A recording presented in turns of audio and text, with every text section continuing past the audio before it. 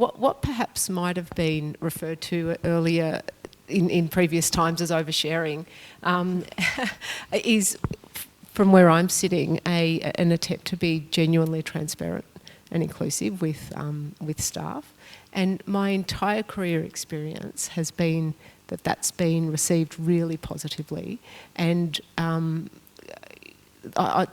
respect has been gained through that, and a participation and inclusiveness has been gained through that.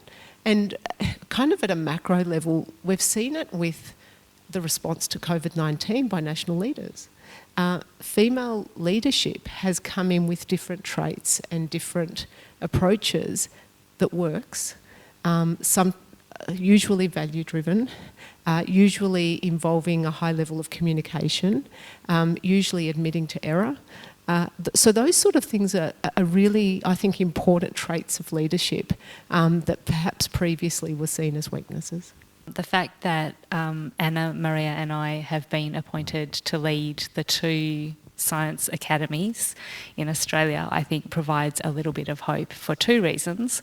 One is that we are much younger than the average age of the fellows who we work with. The fellowship of the academies are, the best of the best in the STEM fields in Australia. And many of them have worked for many, many years before they reach that status. So they are necessarily an older age group. They are also, because of the profile of STEM, a mostly male cohort.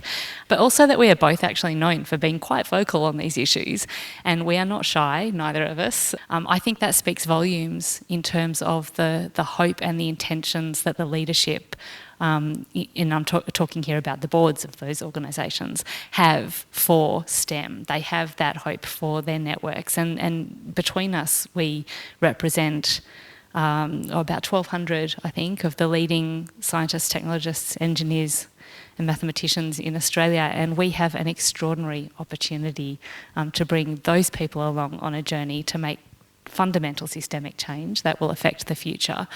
For me, that's one of my most powerful motivations in being in this job.